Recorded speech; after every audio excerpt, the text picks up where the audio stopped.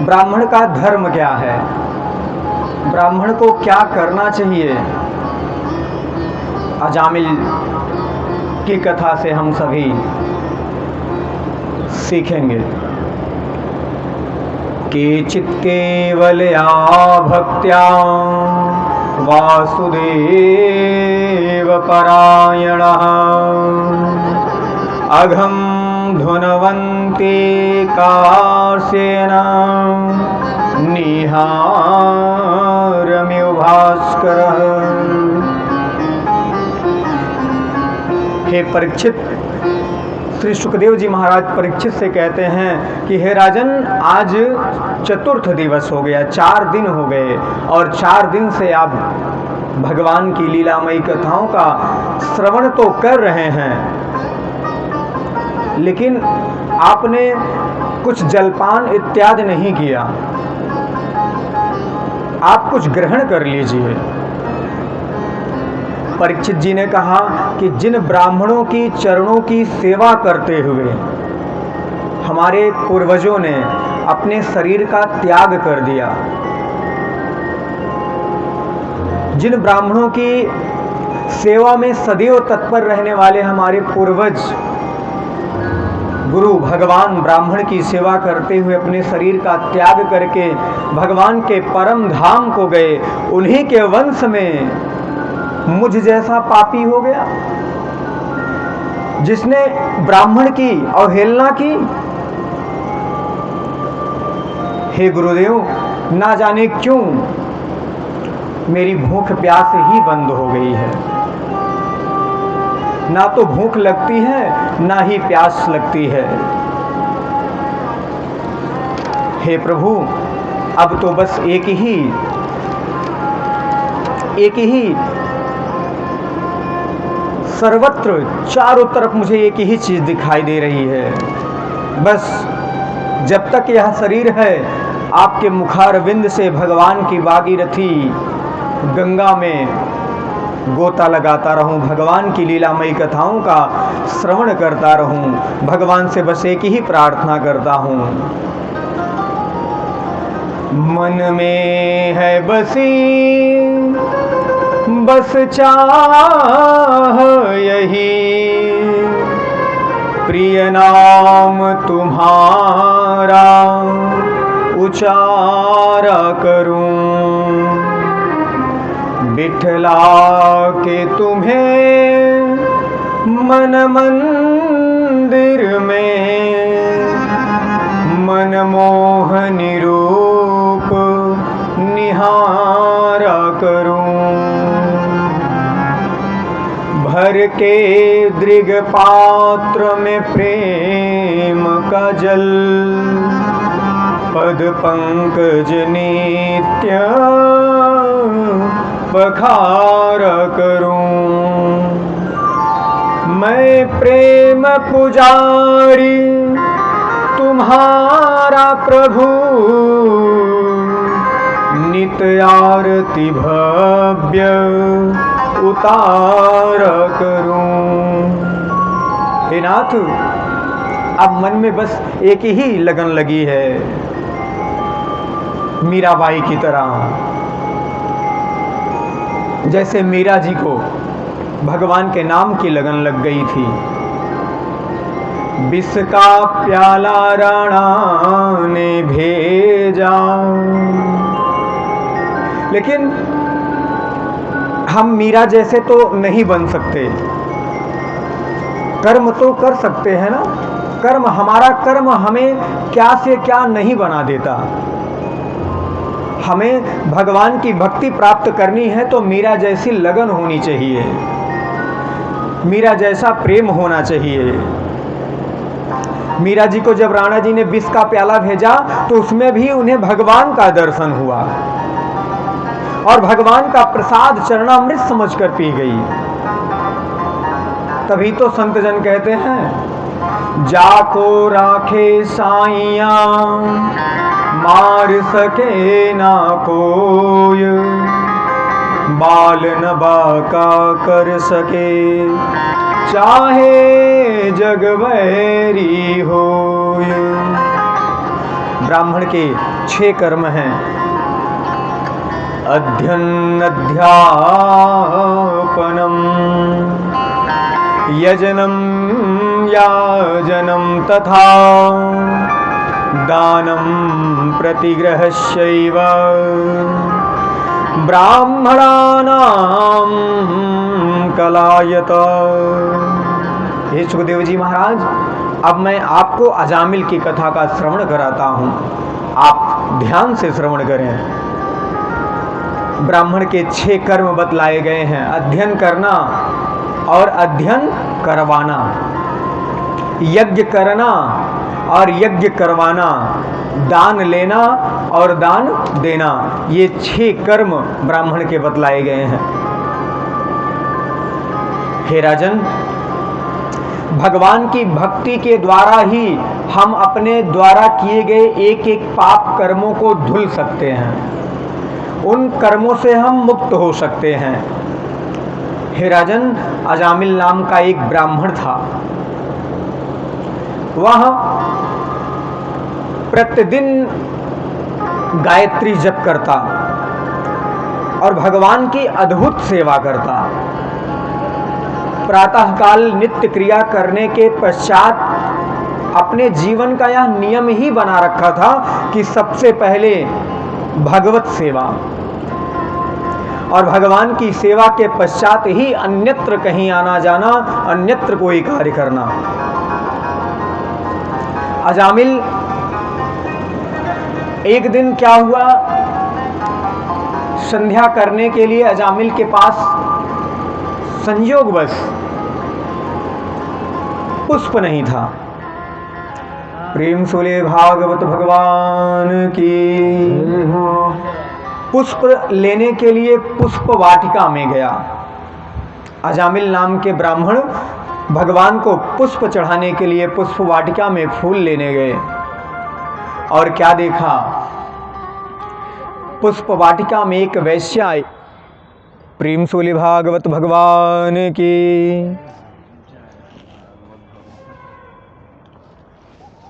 ये भी कृपा ही समझिए भगवान की।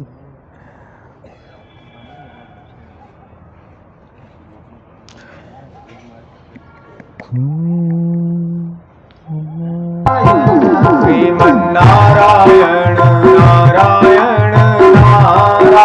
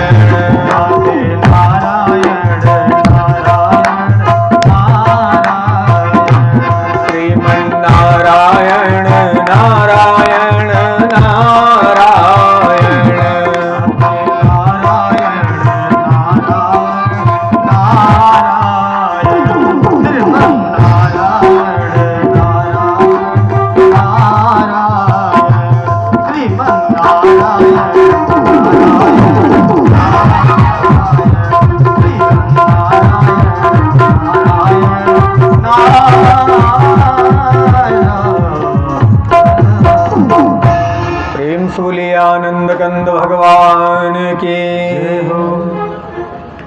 अजामिल भगवान की सेवा करने के लिए, भगवान की संध्या करने में संलग्न हुए अजामिल एक दिन पुष्प वाटिका में गए और पुष्प वाटिका में जाकर फूल लेने गए थे और वहां उनकी दृष्टि एक वैश्या को, जिसने जो रति में लिप्त थी और उस वेश्या को देखा तो उनकी बुद्धि दूषित हो गई। यह उसी वेश्या को देखकर जब उनकी बुद्धि दूषित हो गई तो अजामिल जो पुष्प लेने आया था भगवान के लिए, वह उसी वेश्या के साथ जाकर रहने लगा। अपने परिवार, पुत्र, पत्नी सबका त्याग कर दिया। कालांतर में उस वेश्या से उसे 10 पुत्र की प्राप्ति हुई। नित्य प्रति पाप कर्मों में लीन अजामिल जो भगवान की खूब भक्ति किया करता था, त्रिकाल संध्या करता था, आज संग का प्रभाव, हमारे जीवन में संग का प्रभाव बहुत पड़ता है। हम जैसा करते हैं संग वैसा चढ़ता है हम पर रंग। एक वेश्या को रति में रत देखकर उसकी बुद्धि दूषित हो गई और उसी वेश्या के साथ रहते हुए उसे 10 संतानें प्राप्त हुई। भगवान को दया आई अजामिल पर और सतमार्ग पर लाने के लिए कुछ ब्राह्मण भगवान की कृपा से उसके दरवाजे पर गए और जाकर आवाज लगाई, देवी भिक्षाम देही, हे देवी भिक्षा दो। वैश्या थी लेकिन फिर भी उसका मन, उसका बुद्धि एकदम पवित्र निकली। ब्राह्मणों को प्रणाम किया, हे ब्राह्मण देवता, मेरे यहाँ का अनाज दूषित है, मेरे यहाँ का प्रसाद दूषित है, मेरे बर्तन दूषित हैं, आपको प्रसाद बनाकर ग्रहण करने के योग्य मेरे बर्तन नहीं हैं। सो महाराज मैं आपको क्या ग्रहण करवाऊं? ब्राह्मण ने कहा कि देवी आप मुझे कुछ अनाज और मिट्टी के पात्र दे दीजिए, मैं उसमें ही ग्रहण कर लूंगा, बनाकर भगवान का दिव्य प्रसाद भगवान को भोग लगाकर ग्रहण कर लूंगा। देवी ने कहा ठीक है ब्राह्मण देवता, जैसी आपकी इच्छा। प्रसाद बनकर तैयार हो गया, इतने में अजामिल आ गया और अजामिल को आता हुआ देखकर ब्राह्मण प्रसन्न हुए। आओ आओ अजामिल, मैं तुम्हारी ही प्रतीक्षा में बैठा हुआ था। और अजामिल ब्राह्मणों को देखकर क्रोधित हो गया, अपनी पत्नी को डांटने लगा, उस वैश्या को डांटने लगा। और ब्राह्मणों ने कहा, हे अजामिल तुम क्रोध ना करो, ठीक है जो भी तुम्हारी इच्छा है मैं उसी के अनुसार कार्य करूंगा, लेकिन मैं जिस हेतु से यहाँ आया हूँ मैं अपने हेतु की पूर्ति करना चाहता हूँ। कहा क्या क्या बात है? कहा तुम्हारी पत्नी गर्भवती है और इसके गर्भ में बालक है, शिशु है, पुत्र है, पुत्री नहीं है। और मैं चाहता हूं जब इस पुत्र का जन्म हो तो आप इस पुत्र का नाम नारायण रखना। इतना कहकर ब्राह्मण चले गए और जब 9वें महीने पुत्र की प्राप्ति हुई तो अजामिल को लगा कि ब्राह्मणों को कैसे पता चल गया कि मेरी पत्नी के गर्भ में पुत्र ही है, पुत्री नहीं है। तो अजामिल ने, जैसा ब्राह्मणों ने कहा था कि अजामिल इस पुत्र का नाम नारायण रखना, नारायण रख दिया। कालांतर में कुछ समय व्यतीत होने के बाद जब अजामिल बुढ़ा हो गया, मृत्यु सन्निकट आ गई, मृत्यु शैया पर लेटा हुआ अजामिल दर्द से पड़ा कराह रहा था, तो छोटे पुत्रों पर माता पिता का बड़ा ही स्नेह होता है। यमराज यमदूतों को भेजते हैं और यमदूत आते हैं। अजामिल के कोई पैर खींच रहा है, कोई बाल खींच रहे हैं, कोई हाथ खींच रहा, कोई नेत्र खींच रहा। अजामिल दर्द के मारे पीड़ा से कराह रहा था और उसके मुख से क्या निकला, हे नारायण मेरी रक्षा करो, हे नारायण मेरी रक्षा करो। दूरे क्रीडनकासक्तं पुत्रं नारायणावहम्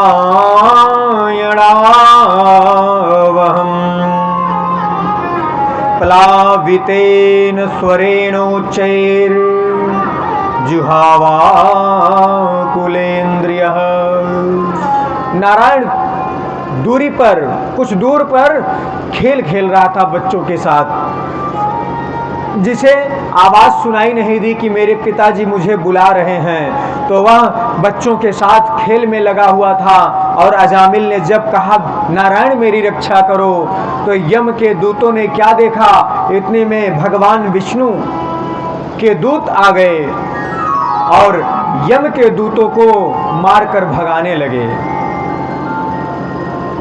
यम के दूतों ने कहा तुम कहां से आ गए? कहा इसने मेरे नारायण का नाम लेकर पुकारा है। यम के दूतों ने कहा नहीं नहीं, इसने अपने पुत्र नारायण को बुलाया है।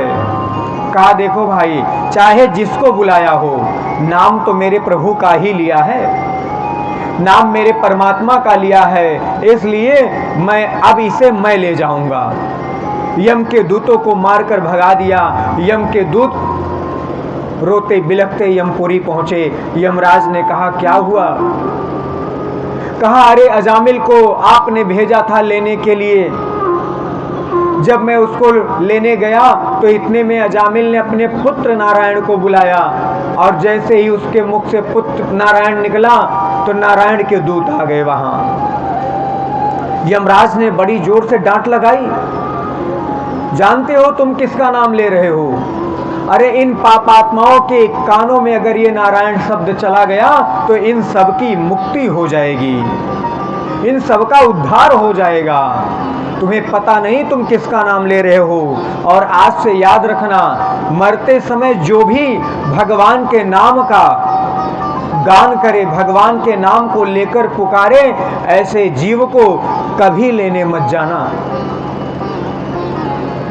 नारायण के दूत जब अजामिल को लेकर जाने लगे तो अजामिल ने मन में विचार किया कि देखो तो, मैंने अपने पुत्र नारायण को बुलाया रक्षा करने के लिए, और ये नारायण के दूत मुझे बचाने के लिए चले आए। अरे मैंने अपने पुत्र का नाम लिया।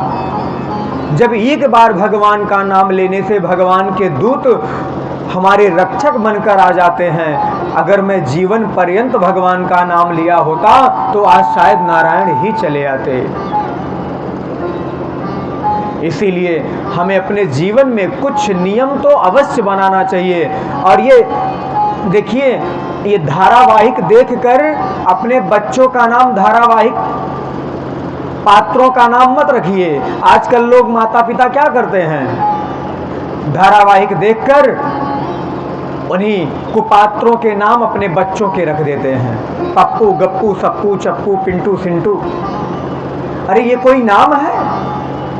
हमें अपने बच्चों का नाम भगवान के नाम पर रखना चाहिए, क्योंकि हम ऐसे जीव हैं कि जो भगवान का नाम नहीं लेना चाहते, क्योंकि हमारे पास टाइम समय कहाँ है। तो कम से कम अपने बच्चों का नाम भगवान के नाम पर रखेंगे, कम से कम पुत्र के बहाने तो एक बार भगवान का नाम तो लेंगे, जिससे हमारा परम कल्याण होगा। पहले लोग क्या करते थे? पहले लोग अपने पुत्र का नाम देवताओं के नाम पर रखते थे। वैसे भी हमारे भगवान के तो हजारों नाम हैं। उन हजारों नामों से जो भी नाम पसंद हो वो नाम रख ले।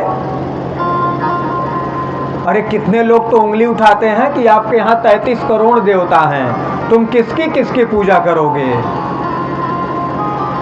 33 करोड़ देवताओं में भटकते रह जाओगे। अरे अगर थोड़ी सी भी बुद्धि होती तो शायद ये भाषा नहीं बोलते, थोड़ा सा भी ज्ञान होता उनको तो ये भाषा नहीं बोलते। अरे हमारे यहाँ 33 कोटि देवता हैं। अरे हमें राम जी प्यारे हैं तो हम राम जी को भजेंगे, जिन्हें कृष्ण प्यारे हैं वो कृष्ण को भजेंगे, और जिन्हें मैया प्यारी है वो माता को भजेंगे, जिन्हें हनुमान जी प्यारे हैं वो हनुमान जी के शरण में रहेंगे। अरे हमारे पास तो बहुत सारे ऑप्शन हैं, बहुत सारे लोग हैं, हम किसी देवता की पूजा कर लेंगे। अरे चिंता तो तुम करो, तुम्हारे पास तो एक ही है,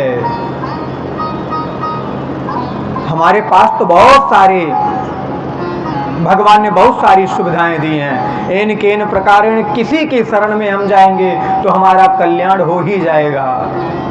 इस तरह अजामिल ने हम लोगों को अपनी कथा के माध्यम से एक ही शिक्षा दी, किसी भी प्रकार, किसी भी स्थिति में हो, किसी भी परिस्थिति में हो, हमें भगवान के नाम का जप बंद नहीं करना चाहिए। हमें प्रतिपल प्रति श्वास भगवान के नाम का जप करना चाहिए। लोग कहते हैं महाराज हम स्नान नहीं किए हैं। देखिए, शरीर की शुद्धता हमें आपको दिखाई देती है और मन की शुद्धता परमात्मा देखते हैं। अगर आपका मन निर्मल है तो आप कभी भी भगवान के नाम का जप कर सकते हैं, क्योंकि भगवान का नाम ही इतना पावन पवित्र है जो आपको भी पवित्र कर देगा, जो आपको पवित्र तो करेगा ही करेगा, आपके द्वारा किए गए पाप कर्मों को नष्ट करके भगवत प्राप्ति करा देगा। इसीलिए हमें किसी भी क्षण हम सब भूल जाएं, लेकिन अपने प्रभु को, अपने स्वामी को कभी भी ना भूलें, क्योंकि अगर हमारे जीवन में दुख आता है तो किसी के देने या कहने से नहीं आता। काऊ न को सुख दुख कर दाता, निज कृत कर्म भोग सब भ्राता। जो जैसा कर्म किया है वह उस कर्म के अनुसार फल पाता है। इसीलिए हमें सदैव सत्कर्म करना चाहिए और भगवान की शरण में रहना चाहिए, भगवान की खूब भक्ति करनी चाहिए। आइए भगवान की कथा में आगे बढ़ते हैं और इन्हीं ध्रुव जी महाराज का वंश की कथा परीक्षित जी को श्रवण कराई। परीक्षित जी ने कहा कि इनके गण में और इनके ध्रुव जी के वंश में आगे और कौन हुए? कहा प्राचीन बरही के प्रचेता गण हुए। आपने वहीं तक की कथा सुनाई थी। तो प्रचेता गणों का विवाह किसके साथ हुआ? वार्षिक कन्याओं के साथ, अर्थात वृक्षों की कन्याओं के साथ हुआ। और दक्ष का एक विवाह आसनकी नाम की कन्या के साथ हुआ था, जिसके द्वारा दक्ष जी ने 10,000 पुत्र उत्पन्न किए, 10,000 पुत्रों की प्राप्ति की। और नारद जी आ गए इतने में। दक्ष जी उनका विवाह करके उन्हें गृहस्थ आश्रम में जोड़ना चाहते थे। इतने में नारद जी आए। कहा कहाँ जा रहे हो, कहाँ गृहस्थ आश्रम में फंसना चाहते हो? आ जाओ मेरे साथ, चलो भगवान की खूब भक्ति करो। कहा भगवान की भक्ति करेंगे तो क्या मिलेगा? अरे मैं विवाह करके सृष्टि की रचना में सहायक बनना चाहता हूँ। कहा क्यों फंस रहे हो? सृष्टि में सांसारिक कार्यों में क्यों फंसना चाहते हो? कहा ठीक है, अगर तुम्हारी यही इच्छा है, तुम जाना चाहते हो गृहस्थ आश्रम में जाओ, लेकिन मेरे 4 प्रश्नों का उत्तर दे दो पहले।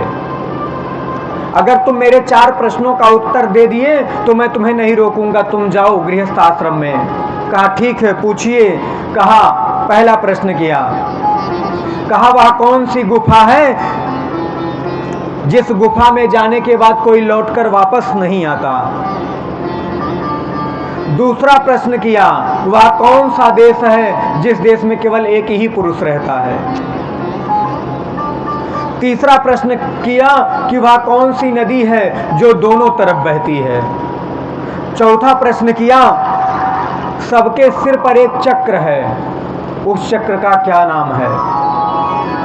दक्ष के 10,000 हर्यश्व नाम के पुत्रों ने हाथ जोड़ लिए। नारद जी मुझे एक भी प्रश्नों का उत्तर नहीं पता। सबको नारद जी ने बाबा बना दिया, सबको भगवान का भक्त बना दिया। फिर 1,000 सबलाश्व नाम के पुत्रों की उत्पत्ति की दक्ष ने। नारद जी ने वही 4 प्रश्न उन 1,000 पुत्रों से पुनः किया। उसने भी जब हाथ जोड़ लिए तो उन सबको बाबा बना दिया। तो सबने कहा कि नारद जी अब तो मैं आपके कहने पर बाबा तो बन गया, भगवान की भक्ति में लग रहा हूं, लेकिन उन 4 प्रश्नों का उत्तर तो हमें बता दीजिए। कहा वह कौन सा देश है जहां एक ही पुरुष रहता है? तो वह देश या शरीर है, इस शरीर में केवल एक ही पुरुष रहता है। इस शरीर रूपी देश में केवल एक पुरुष रहता है। कहा वह कौन सी गुफा है जहां से कोई लौट कर नहीं आता? कहा वो वैकुंठ लोक है। एक बार जो प्राणी वैकुंठ लोक चला जाता है ना, वो जन्म और मृत्यु के चक्कर से मुक्त हो जाता है। वैकुंठ की प्राप्ति करनी है तो भागवत जी की शरण में आनी चाहिए, राम जी की, कृष्ण जी की शरण में जाइए और वैकुंठ लोक को प्राप्त हो जाएंगे आप। और कहा वह कौन सी नदी है जो दोनों तरफ बहती है? कहा वो नदी है माया। वह माया रूपी नदी है। एक तरफ तो कहती है बहुत संसार में तुमने बहुत सांसारिक सुखों का उपभोग कर लिया, चलो कुछ राम राम कर लो।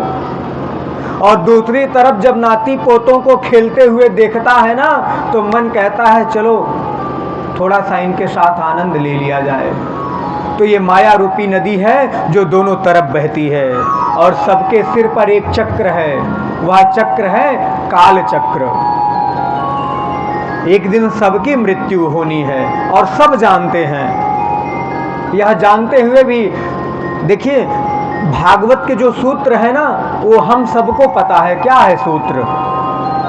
यही तो कि केवल केवल भगवान की भक्ति करना। सब जानते हैं लेकिन करते हैं बहुत कम ही। परिवार के लिए हम इतना सारा समय देते हैं, लेकिन 1 घंटा हम भगवान को समय नहीं देते। और जानते हैं कि खाली हाथ आए हैं ना, और खाली हाथ ही जाना है, यहां से कुछ लेकर नहीं जाएंगे। संत कहते हैं जब जाएगा जहां से कुछ भी न साथ होगा, 2 गज कफन का टुकड़ा तेरा लिबास होगा। जब जाएगा जहां से कुछ भी न साथ होगा, 2 गज कफन का टुकड़ा तेरा लिबास होगा।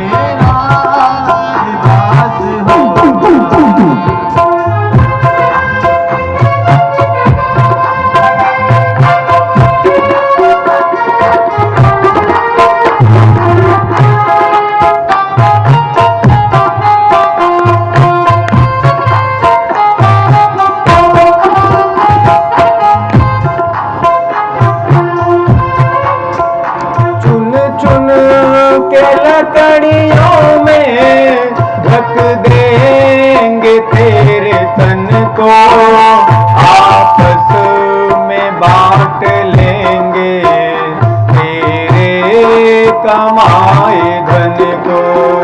चुन चुन के लकड़ियों में ढक देंगे तेरे तन को, आपस में बांट लेंगे तेरे कमाए धन को।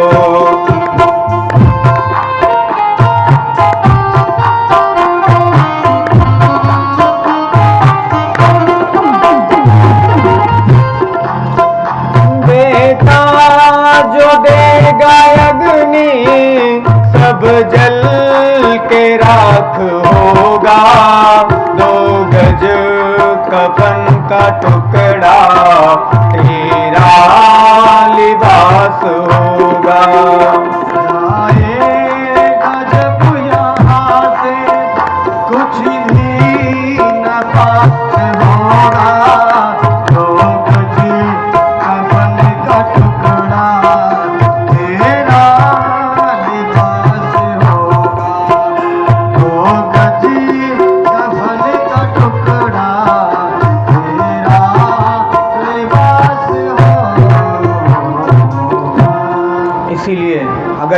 मानव शरीर मिला है तो हमें भगवान की खूब भक्ति करनी चाहिए, भगवान की खूब सेवा करनी चाहिए, क्योंकि जिह्वान वक्ते भगवद गुण नामधेयम्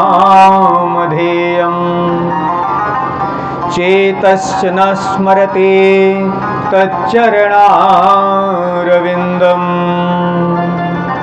कृष्णाय नो नमते अक्षिरये कदापि तानानयद्धुम् स्वतो कृत विष्णुकृत्यान्। इस तरह परीक्षित जी को भगवान श्री सुखदेव जी महाराज भागवत की कथा का रस थे, और इसी बीच दक्ष ने 60 कन्याओं को जन्म दिया, जिसमें से 13 कन्याओं का विवाह कश्यप जी के साथ किया। उन्हीं कश्यप जी की एक पत्नी दिति थी, जिनसे दैत्यों का जन्म हुआ, और उनकी एक पुत्री हुई रचना का विवाह त्वष्टा मुनि के साथ हुआ, जिनके 2 पुत्र हुए, एक विश्वरूप और एक सन्निवेश। हे परीक्षित, विश्वरूप तो इतने प्रतापी और विद्वान थे कि एक बार इन्हें देवताओं का देवगुरु बनने का सौभाग्य प्राप्त हुआ, और एक बार इंद्र ने बृहस्पति का अपमान कर दिया और बृहस्पति जी महाराज स्वर्ग छोड़कर चले गए। तब भगवान नारायण की इच्छा से विश्वरूप को इंद्र ने देवगुरु बनाया, और एक दिन यही विश्वरूप जब यज्ञ करा रहे थे तो उस यज्ञ में अपने मामा के नाम की आहुति डालने लगे। इंद्र को पता चला तो इंद्र को क्रोध आ गया और उठाया तलवार और विश्वरूप के धड़ को सिर से अलग कर दिया। इंद्र को ब्रह्म हत्या लग गई, विश्वरूप को मारा तो ब्रह्म हत्या लग गई, और वही इंद्र ने अपने ब्रह्म हत्या को 4 स्थानों में बांट दिया। पहला स्थान माता पृथ्वी ने ग्रहण किया ऊसर भूमि के रूप में, और दूसरा स्थान जल ने लिया झाग के रूप में, तीसरा स्थान वृक्षों ने लिया गोंद के रूप में, और चौथा माताओं ने लिया रजोधर्म के रूप में। इस तरह जब त्वष्टा मुनि को पता चला कि इंद्र ने मेरे पुत्र विश्वरूप का वध कर दिया तो उन्हें क्रोध आया, यज्ञ करने लगे। क्यों? क्योंकि उस यज्ञ से त्वष्टा मुनि चाहते थे कि एक ऐसा प्रतापी बलवान उत्पन्न हो जो इंद्र का वध कर सके। क्या हुआ? मंत्र में थोड़ी सी गड़बड़ी हो गई, इंद्र को मारने वाला नहीं, इंद्र से मरने वाला प्रकट हो गया, और उसका नाम पड़ा वृत्तासुर। वृत्तासुर के भय से देवता सारे के सारे देवता भाग गए। इंद्र नारायण की शरण में गए तो नारायण ने कहा कि दधीचि मुनि के पास जाइए और उनकी हड्डियां मांगो, और उस हड्डी के द्वारा जो वज्र का निर्माण होगा उसी के द्वारा वृत्तासुर का अंत होगा, उसी से वृत्तासुर को मुक्ति प्राप्त होगी। देवराज इंद्र समस्त देवताओं के साथ गए और दधीच मुनि को प्रणाम करके प्रार्थना की। दधीच मुनि ने अपनी आत्मा को परमात्मा में समर्पित करके इस शरीर का त्याग कर दिया, और इंद्र ने दधीच मुनि की हड्डियों के द्वारा वज्र का निर्माण किया, और वज्र का निर्माण करके वृत्तासुर को मारने गए। घनघोर युद्ध हुआ। जब इंद्र अपना वज्र बाहर निकालते हैं, हाथ में लेकर बाहर निकालते हैं, इतने में उस वज्र में वृत्तासुर को नारायण के दर्शन होने लगे। हाथ जोड़ लिया वृत्तासुर। इंद्र ने सोचा कि ये मुझसे डर गया, ये डर के मारे मुझसे हाथ जोड़ रहा है, लेकिन वृत्तासुर को उस वज्र में नारायण का दर्शन हुआ तो वृत्तासुर नारायण की स्तुति करने लगा। अहम हरे तव पादैकमूलम दासानुदासो भविता स्म भूयः मनः स्मरेता सुपतिर्गुणास्ते गृणीतवाक कर्म करोतु कायः। हे प्रभु, आपके श्री चरणों में कोटि कोटि प्रणाम करता हूँ। हे प्रभु, आप मुझे अपने दासों का भी दास बना लीजिए। अपना दास नहीं बनाना चाहते तो अपने दास का दास बना लीजिए, जिससे मेरा मन सदैव आपका स्मरण करें। किस प्रकार? जैसे हमको राम जी को पाना है तो पहले हमें हनुमान जी की शरण में जाना पड़ेगा, और हनुमान जी हमें राम जी से मिला देंगे। हे प्रभु, ऐसी कृपा कीजिए कि सदैव आपकी स्मृति बनी रहे। हे प्रभु, मुझे ना तो स्वर्गलोक चाहिए, ना ब्रह्मलोक, ना पृथ्वी पाताल, ना ही मोक्ष, मुझे कुछ भी नहीं चाहिए। अगर आप मुझे कुछ देना चाहते हो तो बस मुझे आपकी विरह चाहिए, आपकी तड़प चाहिए। सदैव आपकी विरह में तड़पता हुआ मैं आपको याद करता रहूं। जैसे बिना पंख का पक्षी अपने माँ की याद में तड़पता है, वैसे ही जैसे ही नवजात बछड़ा अपने माँ के लिए तड़पता है, हे प्रभु, ठीक वैसे ही मैं आपकी याद में, आपकी विरह में ऐसे ही तड़पूं और सदैव आपके गुणों का गान करूं। हे प्रभु, मेरा जन्म चाहे जहां कहीं हो, किंतु सदैव संग आपके भक्तों का ही मिले। इंद्र ने कहा, अरे दानो, तू तो सिद्ध है, तेरी मति तो परम पवित्र है। वृत्तासुर ने कहा, हे इंद्र, मैं तुम्हारी स्तुति नहीं कर रहा हूं, तू तो सावधान हो जा। इंद्र ने देखते ही देखते वृत्तासुर की दोनों भुजाओं को काट दिया, और वृत्तासुर ने क्या किया? वज्र सहित इंद्र को निगल गया, अपने उदर में धारण कर लिया। इंद्र घबरा गए। तब इंद्र ने नारायण कवच का पाठ किया, जिसके द्वारा इंद्र की रक्षा हुई। पुनः वृत्तासुर के उदर से बाहर निकले और तुरंत ही वज्र के द्वारा वृत्तासुर का वध कर दिया। सुखदेव जी से राजा परीक्षित कहते हैं कि हे गुरुदेव, वृत्तासुर की मति इतनी शुद्ध कैसे थी? कहा, जानते हो ये वृत्तासुर कौन है?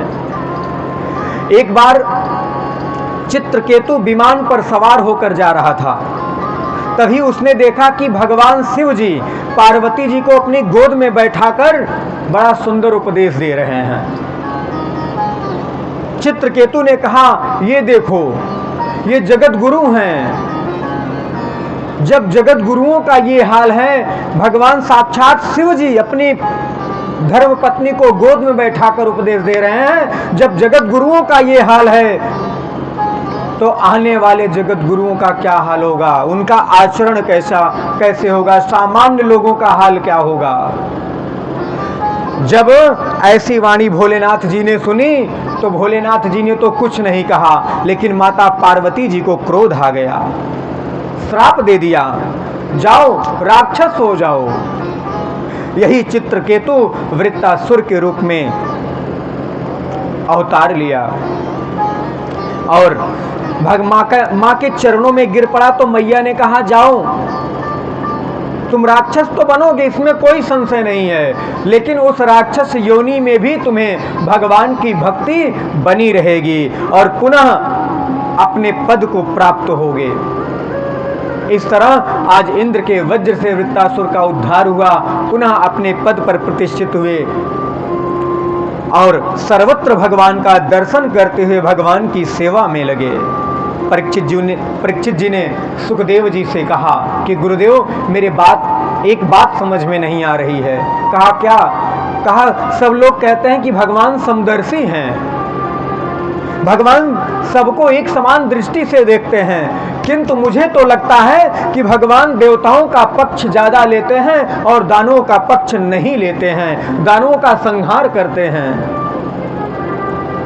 सुखदेव जी ने कहा, ये नहीं राजन, अगर तुम्हारे मन में ये भाव है तो बताओ ध्रुव किस वंश के थे? प्रहलाद किस वंश के थे? राजा बलि कौन था? अगर भगवान समदर्शी नहीं है तो इन पर कृपा क्यों की? एक बार तो ऐसा हुआ कि सारे राक्षसगण पहुंच गए ब्रह्मा जी के पास। ब्रह्मा जी से कहा कि हे जगत पिता, आप हम दानवों को नहीं मानते, आप देवताओं को ज्यादा मानते हैं। कहा नहीं नहीं पुत्र, ये तुम्हारे मन का भ्रम है, संशय है। तुम दोनों मेरे पुत्र हो, हम दोनों को समान दृष्टि से देखते हैं, समान दृष्टि से मानते हैं, हमारा स्नेह सब पर एक समान है। कहा नहीं, अगर समान होता तो हर बार हम दानव ही क्यों मारे जाते हैं, ये देवता क्यों नहीं मारे जाते? कहा ठीक है, कल मैं सबको निमंत्रण देता हूं, तुम भी आओ और देवता भी आएंगे। सारे देवी देवता, सारे राक्षस गण विराजित हो गए और ब्रह्मा जी ने 56 प्रकार के भोग लगवाए। कहा देवताओं, आज मैं तुम्हें पहले निमंत्रण दे रहा हूं। दानवों से कहा, दानव टूट पड़े। 56 प्रकार के भोग को देखा, जब टूट पड़े तो ब्रह्मा जी ने कहा ठहरो ठहरो, सबके हाथ पर डंडा बांधा जाएगा। सबके सारे दानवों के हाथ पर डंडा बांध दिया गया। कहा अब जाओ, 56 प्रकार के भोग को पाओ। सारे दानव टूट पड़े और सब के सब 56 प्रकार के भोग, अब हाथ मुड़ेगा नहीं तो मुख में जाएगा कैसे? इस तरह सारे के सारे भोग को ऊपर उछालते और मुंह खोलकर दौड़ते कि कोई व्यंजन हमारे मुख में आ जाए। सारा का सारा 56 प्रकार का व्यंजन जमीन पर गिर पड़ा, लेकिन कोई दानव 56 प्रकार के भोगों का आनंद नहीं ले पाया। वही स्थिति देवताओं की भी हुई, उनके भी हाथों में डंडा बांध दिया गया। ब्रह्मा जी ने कहा जाओ, अब तुम्हारी बारी है। इंद्र ने सोचा कहीं इन दानवों की तरह हमारी भी हंसी न हो जाए। इंद्र ने भगवान नारायण का ध्यान किया। नारायण ने केवल एक शब्द कहा, इंद्र परोपकारः परमो धर्मा। हे इंद्र, परोपकार करो। इंद्र समझ गए, आधे देवता इधर आधे देवता उधर, आधे ने उनको खिला दिया और आधे ने उनको खिला दिया। ब्रह्मा जी ने कहा, हे मेरे दानव पुत्रों, देखो सीखो, तुम्हारे अंदर तो केवल अपनी भलाई दिखाई देती है। तुम अपना ही भला करना चाहते हो, तुम दूसरों का भला नहीं देखना चाहते हो। संसार की एक रीति है, आज हम अपने दुख से उतना दुखी नहीं हैं जितना कि दूसरों के सुख को देखकर दुखी हैं। हम दूसरों के सुख से ज्यादा दुखी हैं, हम अपने दुख से दुखी नहीं हैं। इसीलिए हमारे जीवन में दुख आता है। सब जगह सर्वत्र सब में परमात्मा वास करते हैं। तभी हमारे तुलसीदास जी ने कहा है, हरि व्यापक सर्वत्र समाना, प्रेम ते प्रकट हो ही मैं जाना। इसीलिए हमें सच्चे सद्गुरु की शरण में जाना चाहिए, उनसे ज्ञान लेना चाहिए और खूब भगवान की भक्ति करनी चाहिए। सुखदेव जी कहते हैं, राजन, जब भगवान ने शिशुपाल का वध किया था तो यही प्रश्न युधिष्ठिर जी ने नारद जी से किया था। तब श्री नारद जी ने युधिष्ठिर जी को विस्तार से प्रहलाद जी का चरित्र सुनाया। जिस समय हिरण्याक्ष का वध भगवान वाराह ने कर दिया तो हिरण्याकश्यप ने सोचा, इस छलिया विष्णु ने छल से मेरे भाई का वध किया है, अब मैं इसका वध करने के लिए घोर तप करूंगा, ब्रह्मा जी को प्रसन्न करके अमर होकर इस छलिया विष्णु का वध करूंगा। तप करने चला गया। इसी बीच इंद्र ने क्या किया, देवी कयाधु हिरण्याकश्यप की पत्नी गर्भवती थी, उनके केसों को पकड़कर खींचता हुआ इंद्र लेकर जा रहा था। नारद जी प्रकट हो गए। नारद जी ने कहा, अरे इंद्र, ये तुम क्या कर रहे हो? तुम देवताओं के राजा हो और एक राजा का यही धर्म है? अरे तुम कलयुग के मानवों की भांति नारियों पर केवल विजय प्राप्त करना चाहते हो? तुम्हारा सारा बल केवल नारियों पर दिखाई पड़ता है? जैसे आज के मानव अपनी पत्नियों को दंडित करते हैं, मारते हैं। हे इंद्र, ये तुम पर शोभा नहीं देता। कहा, नारद जी आप मेरे रास्ते से हट जाइए, क्योंकि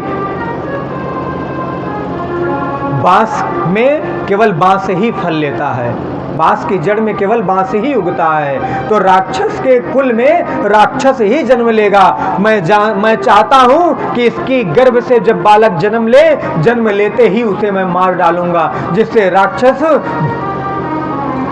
वंश का ही नाश हो जाएगा। नारद जी ने कहा, तुम कैसे कह सकते हो? देवी कयाधु के गर्भ में राक्षस ही हो सकता है, क्या भगवान का भक्त नहीं हो सकता?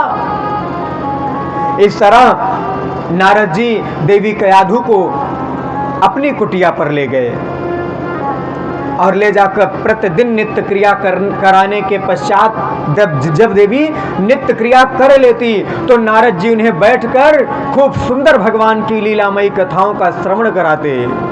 9 महीने पूर्ण हुए। माया देवी की कृपा से देवी कयाधु को पुत्र रत्न की प्राप्ति हुई और नारद जी ने उस पुत्र का नाम प्रहलाद रखा। प्रहलाद जी के आचरण कैसे थे? प्रहलाद जी के आचरण ब्राह्मण्यशील संपन्न, सत्यसंधो जितेंद्रिय। प्रहलाद जी बचपन से ही ब्राह्मणों के भक्तशील संपन्न, सत्यनिष्ठ और जितेंद्रीय प्रहलाद जी थे।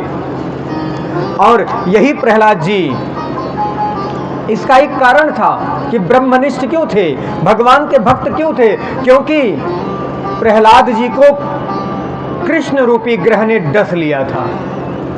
जैसे हमारे जीवन में लगता है ना, पंडित जी बताते हैं कि आपके ऊपर शनि ग्रह चल रहा है, राहु केतु चल रहे हैं, ऐसे ही प्रहलाद जी पर कृष्ण रूपी ग्रह चल रहा था।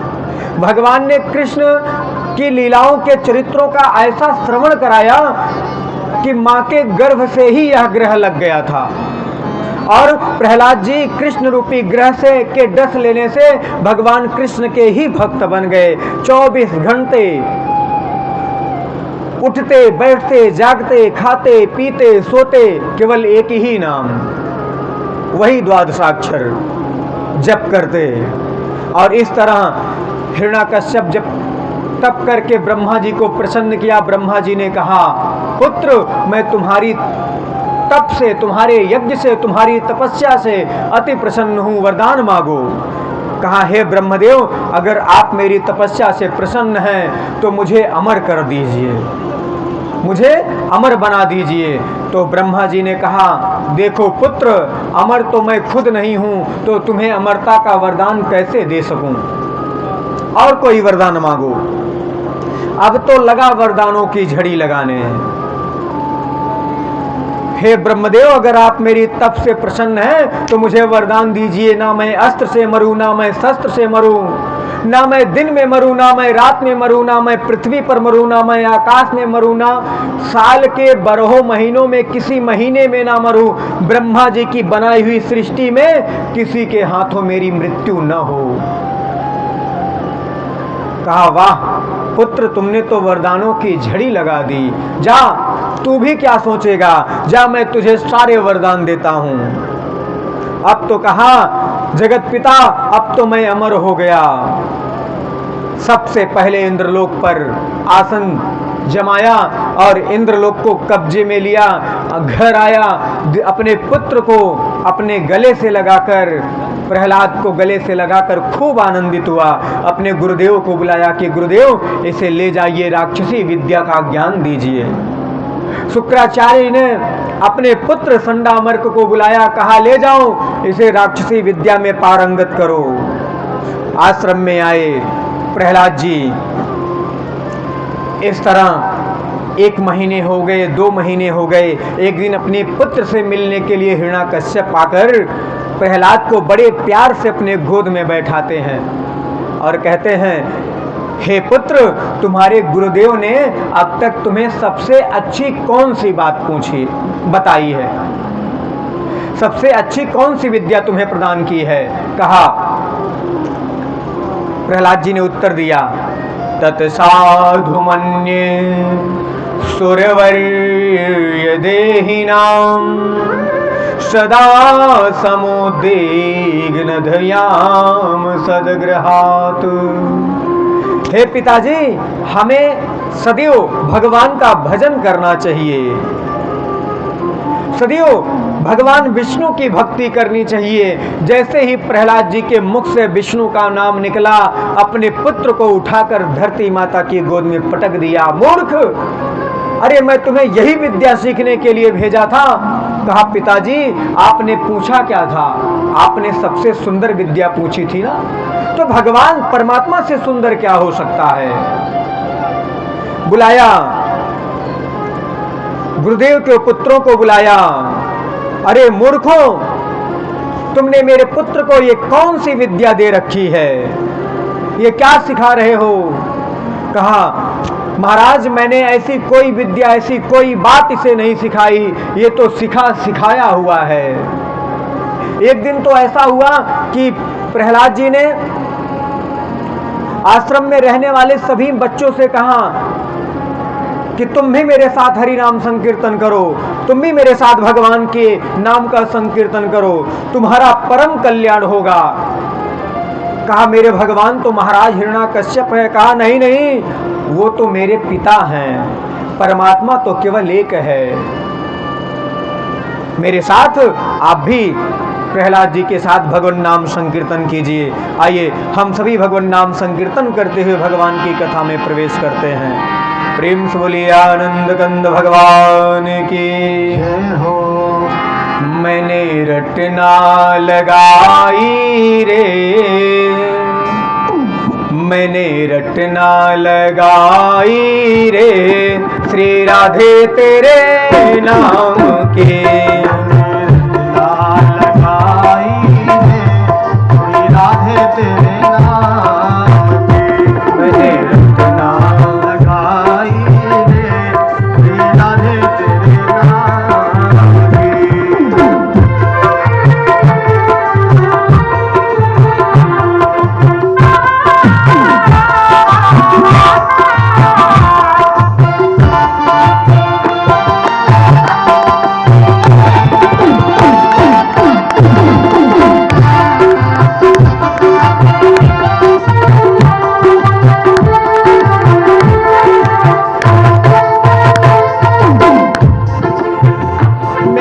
पलकों में राधा, मेरी अलकों में राधा, पलकों में राधा, मेरी अलकों में राधा, मेरी पलकों में राधा, मेरी अलकों में राधा, मेरी पलकों में राधा, मेरी अलकों में राधा। मैंने मांग भराई रे, राधे तेरे नाम की।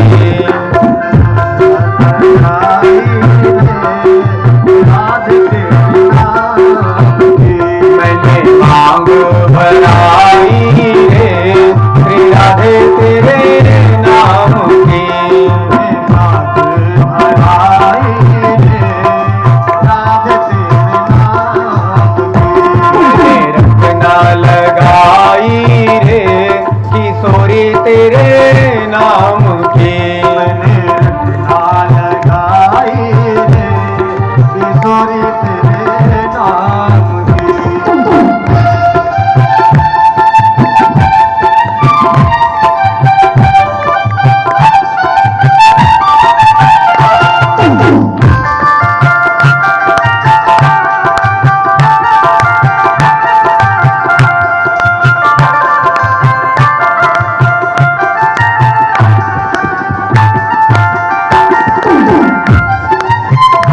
मेरी नैनों में राधा, मेरी वेणों में राधा, मेरी नैनों में राधा, मेरी वेणों में राधा, मेरी नैनों में राधा, मेरी वेणों में राधा, मेरी नैनों में राधा, मेरी वेणों में राधा। मैंने मेहंदी लगाई रे, श्री राधे तेरे नाम की।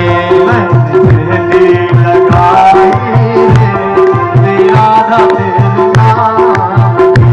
मैंने मेहंदी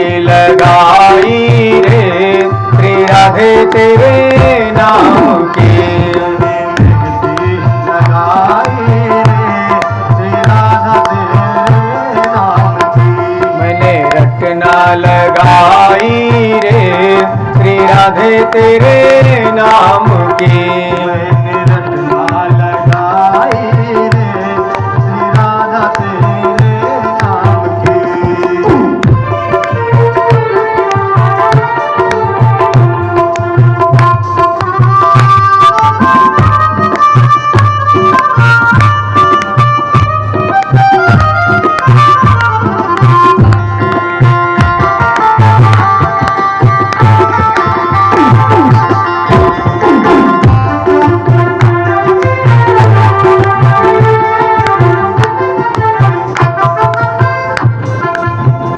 मेरी चूड़ियों में राधा, मेरी वेणों में राधा, मेरी चूड़ियों में राधा, मेरे वेणों में राधा, मेरी चूड़ियों में राधा, मेरी कंगन में राधा, मेरी चूड़ियों में राधा, मेरे कंगन में राधा। मैंने बिंदिया सजाई रे श्री राधे तेरे नाम की।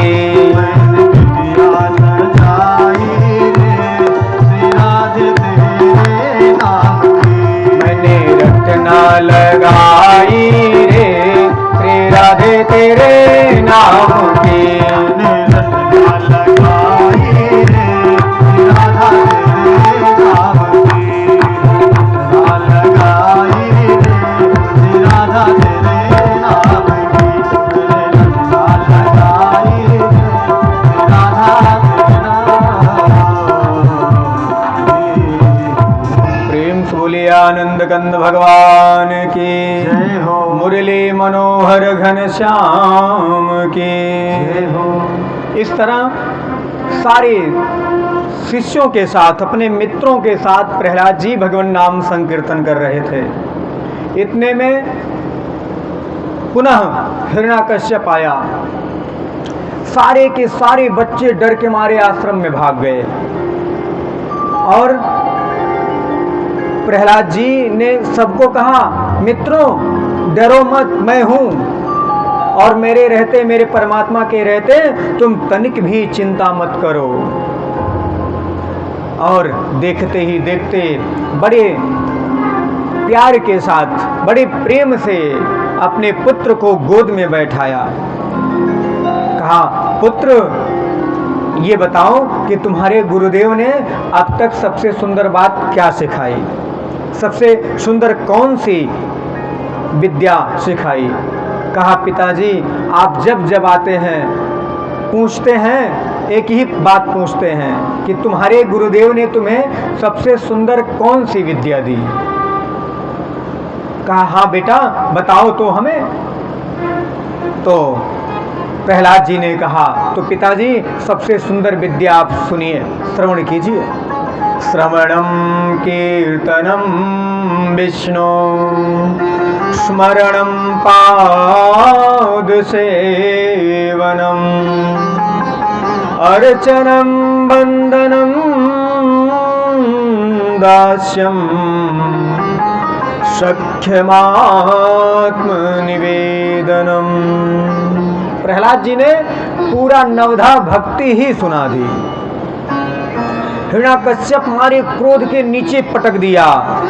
संडा मर काए, महाराज चाहे गंगा जल उठवा लो, मैंने आपके बेटे को ऐसी कोई विद्या नहीं सिखाई है, ये तो ऊपर से ही पढ़ाया है। हिरण्याकश्यप ने कहा, बताओ जब तुम्हारे गुरुजी ने तुम्हें ये विद्या नहीं सिखाई तो तुमने कहां से सीखी। प्रहलाद जी ने कहा, पिताजी जो अदांत हैं, अर्थात जिनकी इंद्रियां अपने वश में नहीं हैं, वे भोगों को भोगने में ही संसार रूपी नरक में चले जा रहे हैं। उनका भोग भोगना ही चर्वित चरवण है। ऐसे लोगों की बुद्धि अपने द्वारा और दूसरों के सिखाने पर कभी भी भगवान में नहीं लग सकती। अरे जिनका मन एक बार संसार में फंस गया है, उन्हें भगवान के श्री चरणों में लगाने में उनका मन एकाग्रचित हो ही नहीं सकता। अरे संसार से निकलने में समय लगता है पिताजी। प्रहलाद जी की बात सुनकर हिरण्याकश्यप को क्रोध आ गया। हिरण्याकश्यप ने कहा, अगर अपने ही शरीर में कोई असाध्य रोग हो जाए तो बुद्धिमान व्यक्ति वही है। शेष शरीर की रक्षा अगर करनी है तो संग को काट देना चाहिए। अपने दूतों को बुलाया, कहा ले जाओ इस मूर्ख को मृत्यु दंड दो, मार डालो, इसे जीवित मत छोड़ना। सैनिकों ने प्रहलाद जी को हाथी के नीचे कुचलवाया, ऊंचे ऊंचे पर्वत की अट्टालिकाओं से नीचे गिराया, सांप से डसवाया, विषपान करवाया, भोजन बंद करा दिया, फिर भी प्रहलाद जी का कुछ भी नहीं बिगाड़ सके। तभी तो संत कहते हैं, जाको राखे साइया मार सके ना कोय, बाल न बाका कर सके, चाहे जग वैरी होय। संडामर्क ने कहा, महाराज बस केवल एक मौका और दे दीजिए। संडामर्क जी विद्यार्थियों को छोड़कर बाजार चले गए। प्रहलाद जी ने सारे विद्यार्थियों से कहते हैं, कौमारम आचरित प्राज्ञो धर्मान भागवतानि, दुर्लभम मानुषम जन्म तदप्य ध्रुवमदर्थदम। प्रहलाद जी कहते हैं, मित्रों यह मानव जन्म अत्यंत दुर्लभ है, क्योंकि मानव शरीर से ही परमात्मा की प्राप्ति की जा सकती है। इसलिए मनुष्य को कौमार अवस्था से ही भगवान का भजन प्रारंभ कर देना चाहिए। हम लोग विचार करते हैं ना कि अभी 30 से 35 साल के तो हुए, 40 साल के हुए, 45 के हुए, अभी तो बहुत सारी जीवन बाकी है। अरे जब 50-60 के हो जाएंगे तब मंत्र लेंगे। मंत्र पहले हमारे यहाँ एक परंपरा होती थी, जानते हैं कौन सी? जब कोई भी मानो गृहस्थ आश्रम में प्रवेश करता था, विवाह करके अपनी पत्नी को घर ले आता था, तो तुरंत ही गृहस्थ आश्रम में प्रवेश करने से पहले ही उसे गुरु मंत्र दिलाया जाता था। गुरु मंत्र दिलाने के बाद ही गृहस्थ आश्रम में प्रवेश मिलता था। अर्थात हम बाल्यावस्था में ही हमें गुरु मंत्र ले लेनी चाहिए। देखिए सब चीज की समय निर्धारित होती है। ऐसे ही हमें खुद अपने जीवन का कल्याण अगर करना है तो हमें बाल्य अवस्था में ही गुरु मंत्र ले लेनी चाहिए। और हम मंत्र कब लेते हैं? जब जिह्वा राम नाम नहीं गा पाती, जब हाथ से माला नहीं चल पाता, जब शरीर असमर्थ हो जाता है बैठने में। महाराज घुटने पकड़ लेते हैं बैठने में। तो इस अवस्था में आपने मंत्र लिया ही क्यों? हमें बाल्य अवस्था में ही हमारा यज्ञोपवीत संस्कार हो जाए ना, उसी के साथ हमें गुरु मंत्र ले लेना चाहिए। और गुरु मंत्र लेकर उस गुरु मंत्र का खूब जप करना चाहिए। इस तरह प्रहलाद जी कहते हैं कि 100 वर्ष में हम 50 वर्ष, हमारी जो भी आयु है उस आयु में तो आधी आयु हम सोकर गुजार देते हैं। आधी आयु 20 वर्ष तक हम खेल कूद कर पढ़ाई लिखाई में, और अंतिम 20 वर्ष शरीर को संभालने में बचे मात्र 10 वर्ष, और वे भी 10 वर्ष पत्नी और बच्चों के साथ हास परिहास में व्यतीत हो जाता है। बच्चों ने कहा, मित्र ये सब बातें तो गुरुजी कभी नहीं बताते। प्रहलाद जी ने कहा कि ये मेरे गुरुदेव ने मुझे बताया है, ये मेरे गुरुदेव ने बताया है। जब मैं माँ के गर्भ में था ना, तभी मुझे यह ज्ञान मिल गया था। सब बच्चे मिलकर भगवान नाम संकीर्तन करने लगे, और संकीर्तन करते हुए प्रहलाद जी कहते हैं कि चाहे देवता हो, चाहे दैत्य हो, चाहे मनुष्य हो, चाहे यक्ष हो, गंधर्व हो, कोई भी जो भगवान के चरणों की उपासना करता है उसका तत्क्षण कल्याण हो जाता है। जैसे विचार कीजिए, आप जब तक इस कथा पांडाल में बैठते हैं तब तक आपको तनिक भी ऐसा नहीं महसूस होता कि हमारे जीवन में कोई दुख है, हमें कुछ करना है। उतना समय जब तक हम भगवान के सन्मुख होते हैं, भगवान की कथा में होते हैं, भगवान के मंदिर में होते हैं, उतना समय हमारा ऐसा व्यतीत हो जाता है कि समय का पता ही नहीं चलता। भक्ति ऐसे ही, देखिए हमारे भागवत के परम मर्मज्ञ श्याम सुंदर पराशर जी महाराज कहते हैं कि कलयुग के मानव की भक्ति जानते हैं, कलयुग के मानव की भक्ति कुत्ते की पूंछ की तरह है। ऐसा पराशर जी ने कहा। क्यों? जब तक हम यहाँ हैं तब तक हमारा मन तो भगवान के चरणों में खूब लगा है, लेकिन जैसे ही इस पंडाल से एक कदम बाहर निकलते हैं तत्क्षण वही माया हमें आकर घेर लेती है। भक्ति वही श्रेष्ठ है जो सदैव बनी रहे, सेवा वही श्रेष्ठ है जो सदैव बनी रहे। इस तरह बड़ा सुंदर उपदेश दिया और इतने में हिरण्याकश्यप गर्जना करते हुए आ गया और सारा का सारा कीर्तन सन्नाटे में बदल गया। अरे मूर्ख, घमंडी, कुलभेदी, आज मैं तुझे दंड दूंगा, दंड नहीं प्राण दंड दूंगा। हे दुर्विनीत, बता तू किसके बल पर नारायण की भक्ति का प्रचार कर रहा है। प्रहलाद जी ने कहा, न केवलम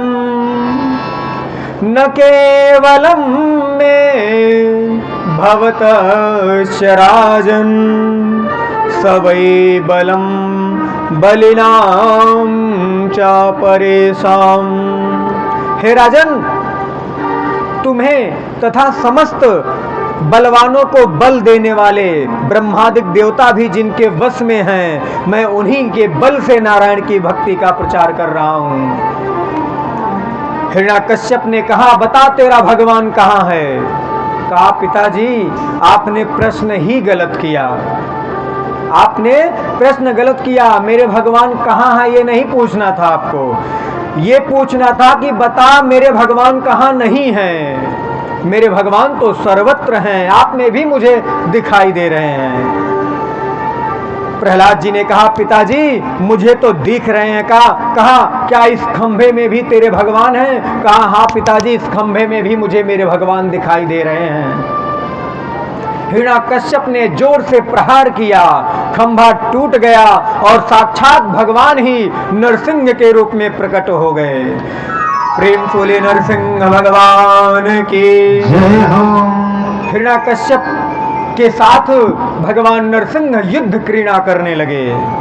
एक एक करके भगवान ने उसके सभी वरदान पूर्ण किए और जैसे गरुड़ सांप को चीर देता है, वैसे ही भगवान ने हिरण्याकश्यप को अपने दोनों जांघों पर लिटाया और लिटाकर उसके पेट को फाड़ने जा ही रहे थे। आकाशवाणी हुई। हिरण्याकश्यप हंसने लगा। अरे छलिया का वेश धारण करने वाले, तुम्हें क्या पता मैं अमर हूं, मैं ब्रह्मा की सृष्टि में किसी के हाथों नहीं मारा जा सकता। तो भगवान आकाशवाणी हुई, कहा हे हिरण्याकश्यप, भगवान नरसिंह ना तो नर हैं ना तो सिंह हैं, ब्रह्मा की सृष्टि में नहीं आते। तुमने कहा था ना मैं दिन में मरूं ना रात में, तो हे हिरण्याकश्यप इस समय ना दिन है ना रात है, बल्कि गोधूली वेला है। तुमने कहा था ना पृथ्वी पर मरूं ना आकाश में, तो तुम्हें भगवान ने अपनी जांघों पर लिटाया है। तुमने कहा था ना मैं अंदर मरूं ना मैं बाहर, तो भगवान देवाढ़ी पर बैठे हुए हैं, ना अंदर है ना बाहर हैं। तुमने कहा था ना अस्त्र से मरूं ना शस्त्र से, तो भगवान तुम्हारे पेट का ऑपरेशन करने जा रहे हैं अपने नुकीले नाखूनों से। तुमने कहा था साल के 12 महीनों में से किसी महीने में ना मरूं, तो तुम्हारे लिए भगवान ने 13वां महीना स्पेशल बनाया है। तो देखते ही देखते भगवान नरसिंह भगवान ने उसके पेट को फाड़ दिया और उसे वैकुंठ लोक प्राप्त हुआ, वैकुंठ लोक को गया। प्रेम सोले नरसिंह भगवान की। इस तरह हिरण्याकश्यप ने कहा कि तेरा भगवान काहे छिपा फिरता है? अरे सामने तो आए, अरे सामने तो आया। हमारे प्रभु आए तो तुम सामने से चले गए। कहते हैं ना, जब मैं था तब हरि नहीं, अब हरि है मैं नाही। परमात्मा तो सबके अंदर विराजित हैं, बस हमारे देखने का नजरिया अलग है, हम उनको देख नहीं पा रहे हैं। इस तरह भगवान ने हिरण्याकश्यप का उद्धार किया। भवयस कंबे में छिपा है, कैसा है ये भगवान, हिम्मत इतनी है नहीं, प्रकटे बाहर आन। जैसे प्रकट भये वैसे ही पिताजी चले गए, हिरण्याकश्यप चले गए। किसी देवताओं में हिम्मत नहीं पड़ी कि कोई जाए नरसिंह भगवान के सामने हाथ जोड़कर प्रार्थना कर ले। ब्रह्मा, शिव जी, इंद्रादिक देवता सब डर के मारे थर थर कांप रहे हैं। दौड़े दौड़े नारद जी गए, मैया लक्ष्मी जी से कहने लगे, अरे मैया सुनती हो? कहा क्या हुआ नारद जी? कहा अरे क्या नहीं हुआ ये पूछे, आज तक भगवान का ऐसा विकराल स्वरूप हमने नहीं देखा। आज तो भगवान का ऐसा स्वरूप है जिसे देखकर सारे इंद्रादिक देवता भय के मारे कांप रहे हैं। कहा नारद क्या कहते हो, मेरे भगवान का स्वरूप कैसा है? शांताकारं भुजगशयनं पद्मनाभं सुरेशं विश्वाधारं गगनसदृशं मेघवर्णं शुभांगमं। हे नारद, मेरे भगवान तो शांत स्वरूप हैं। कहा नहीं मैया, इतना तो क्रोधित आज तक मैंने भगवान को नहीं देखा। कहा क्या कहते हो? कहा मैया चलकर दर्शन कर लो। दर्शन करने गई, आरती की थाल लेकर गई। जैसे ही हिरण्याकश्यप के महल में पहुंची, नरसिंह भगवान के स्वरूप को देखा तो आरती की थाल हाथ से नीचे गिर गई और मैया वैकुंठ लोक को भागकर चली आई। तब ब्रह्मा जी ने कहा, हे पुत्र प्रहलाद, तुम जाओ बेटा, आगे जाओ, भगवान की सुंदर स्तुति करो। प्रहलाद जी ब्रह्मा जी के कहने पर गए और भगवान की बड़ी सुंदर स्तुति की। ब्रह्मादया सुरगणा मुनयोथ सिद्धा सत्वैकतानं तयो वचसां प्रवाहे। हे प्रभु, ब्रह्मा आदि देवगण मुनि सिद्ध, इनकी मति तो सत्व गुण से युक्त होती है। जब आप इनकी स्तुतियों से प्रसन्न नहीं हुए तो भला मुझ राक्षस जाति में उत्पन्न बालक की स्तुति से आप कैसे प्रसन्न होंगे? किंतु हे प्रभु, मैं यह भी जानता हूं कि धन, कुलीनता, रूप, तपस्या, विद्या, ओज, तेज, प्रभाव, बल, इन सब से आप प्रसन्न नहीं होते, संतुष्ट नहीं होते। आप तो सिर्फ भक्ति से प्रसन्न होते हैं। और जैसे आप गजेंद्र पर प्रसन्न हो गए थे, हे प्रभु, आज जो सौभाग्य आपने मुझ राक्षस कुमार को दिया है, वैसा सौभाग्य आज तक आपने किसी को नहीं दिया। न ब्राह्मणो न तु भवश्च न वै रमाया यन्मेर्पिता शिरसे पद्मकरः प्रसादः। इस तरह भगवान की बड़ी सुंदर स्तुति की और भगवान ने प्रहलाद जी को अपने खून से लथपथ हाथों से उठाकर अपनी गोद में ले लिया और राज सिंहासन पर जाकर बैठ गए और खून से लथपथ हाथों से भगवान प्रहलाद जी के सिर पर हाथ फेरने लगे और कहने लगे, बोले प्रभु प्यारे प्रिय कोमल अंग तुम्हारे, असुरों ने मारे मम नाम एक गाने में। गिरते गिराय पुनि जल में डुबाय, अग्नि में जलाय कमी रखी न सताने में। उर से लगाय प्रभु कहे बारंबार, करुणा स्वरूप लगे करुणा दिखाने में। मंजुल मुखारविंद चूमि चूमि कहे प्रभु बारंबार, क्षमा करो पुत्र मोहे देर भई आने में। हे पुत्र मुझे क्षमा करो, मैंने तो बहुत विलंब कर दिया। अपने भक्त की रक्षा करने के लिए तो हमने बहुत विलंब कर दिया। ये भगवान की कृपा है। सिया राम कथा, सिया राम कथा कितनों ने लिखी,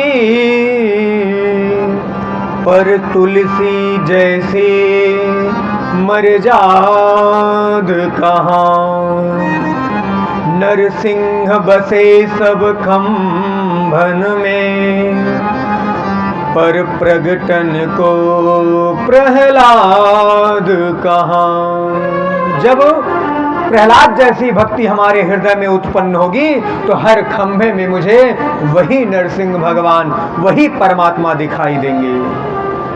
हमें प्रहलाद जैसी भक्ति करनी चाहिए। अरे धुंधकारी तो अपने जीवन में कोई भी पुण्य कार्य नहीं किया था, केवल पाप ही पाप किया था। अरे हम आप तो धुंधकारी जैसे भी नहीं हैं, उससे तो श्रेष्ठ हैं, धुंधकारी से श्रेष्ठ हैं। अगर शायद हम आप भगवान की भक्ति करें तो थोड़ी सी भक्ति में ही भगवान की पूर्ण कृपा प्राप्त हो जाए। धुंधकारी के अंदर कोई भक्ति नहीं थी, फिर भी उन्हें भागवत की कथा श्रवण करने को मिली। आज हमारे अंदर भी तो कोई गुण नहीं है, फिर भी हमें भगवान की कथा सुनने का अवसर मिला है। जब जब भगवान के भक्त, जब तक भगवान के भक्त इस धराधाम पर हैं, तब तक भगवान की कथा श्रवण में कोई अवरोधक नहीं बन सकता। और आप जैसे ही भक्तों के द्वारा हम सबका ही परम कल्याण होगा। सब तो बड़े भाग्यशाली हैं जो भागवत रूपी गंगा में गोता लगाने का यह सुंदर अवसर प्राप्त हुआ है। इस तरह भगवान ने कहा, हे पुत्र वरदान मांगो। प्रहलाद जी ने कहा कि प्रभु आप मुझे वरदान देंगे? मांगो, मैं जो चाहता हूं आप मुझे वरदान देंगे? कहा पुत्र मांगो। कहा तो प्रभु बस मुझे इतना वरदान दीजिए कि कभी भी मेरे अंदर मांगने की भावना ही उत्पन्न न हो, और कुछ नहीं चाहिए। भगवान ने प्रहलाद जी को गले से लगा लिया और कहा कि पुत्र जिस घर में तेरे जैसा वैष्णव भक्त जन्म लेता है ना, उसकी 21 पीढ़ियां तर जाती हैं। 1-2 पीढ़ियां नहीं, 21 पीढ़ियां तर जाती है। धन्य हो पुत्र, जाओ मैं तुम्हें आशीर्वाद देता हूं, 1 मनवंतर तक तुम राज्य करके मेरे धाम को प्राप्त हो जाओगे। इस तरह भगवान की भक्ति करते हुए प्रहलाद जी भगवान के परम धाम को गए। आइए हम सभी प्रहलाद जी के साथ भगवान नाम संकीर्तन करते हुए भगवान की लीलामयी कथाओं में प्रवेश करते हैं। प्रेम से बोले आनंद कंद भगवान की। नाम हरि का हृदय से न भूलो, नाम हरि का हृदय से न भूलो, ये भुलाने के काबिल नहीं है। नाम हरि का हृदय से न भूलो, नाम हरि का हृदय से न भूलो, ये भुलाने के काबिल नहीं है, ये भुलाने के काबिल नहीं है। बड़ी मुश्किल से नर्तन मिला है, बड़ी मुश्किल से नर्तन मिला है, बड़ी मुश्किल से नर्तन मिला है, बड़े मुश्किल से नर्तन मिला है। ये गवाने के काबिल नहीं है, ये गवाने के काबिल नहीं है। नाम हरि का हृदय से न भूलो, नाम हरि का हृदय से न भूलो, ये भुलाने के काबिल नहीं है, ये भुलाने के काबिल नहीं है।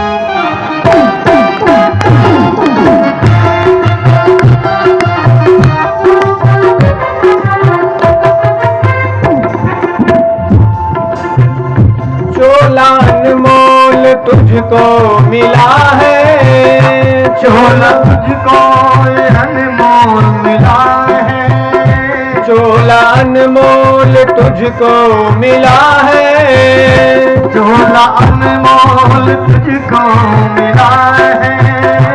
इस जीवन का फूल खिला है, इस जीवन का फूल खिला है।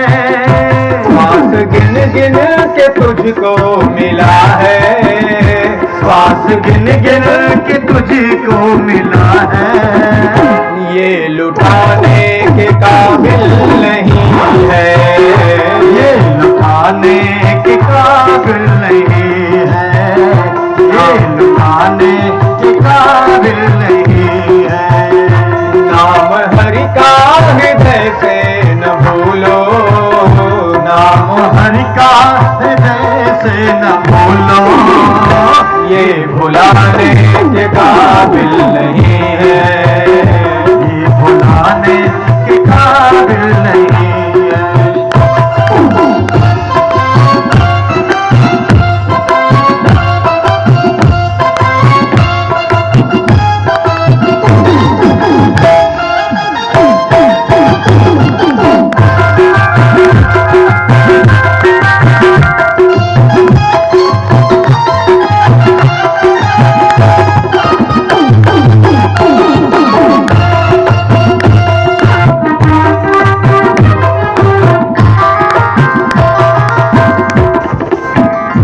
जिसने अनमोल जीवन को पाकर, जिसने अनमोल जीवन को पाकर, जिसने अनमोल जीवन को पाकर, जिसने अनमोल जीवन को पाकर, खोजे अपनी नदी दिल लगा कर, खोज अपनी नदी दिल लगाकर, वह तो भगवान के पास जाकर, वह तो भगवान के पास जाकर, मुँह दिखाने के काबिल नहीं है, मुँह दिखाने के काबिल नहीं है, मुँह दिखाने के काबिल नहीं है।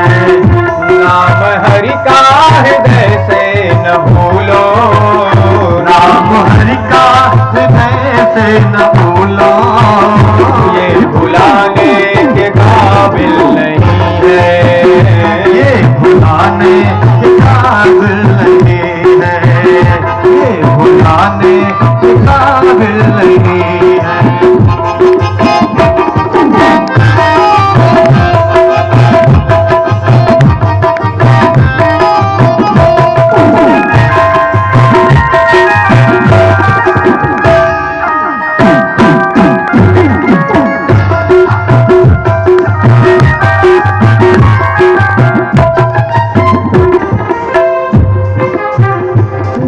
लेकर के इस जग में आया, जन्म लेकर के इस जग में आया, जन्म लेकर के इस जग में आया, जन्म लेकर के इस जग में आया। संत चरणों में मन ना लगाया, संत चरणों में मन ना लगाया, मंत्र लेकर के भक्ति न कीन्ही, मंत्र लेकर के भक्ति न कीन्ही, माफ करने के काबिल नहीं है, माफ करने के काबिल नहीं है, माफ करने के काबिल नहीं है। आप थोड़ा समय का अच्छा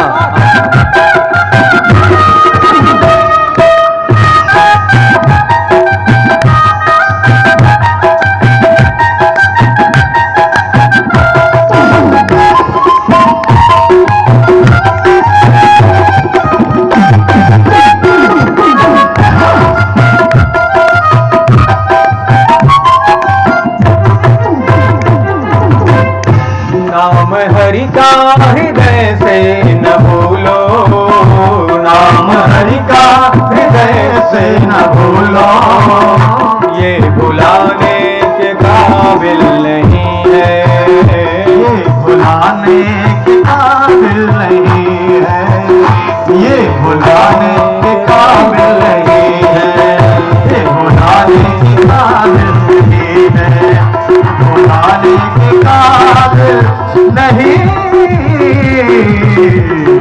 है।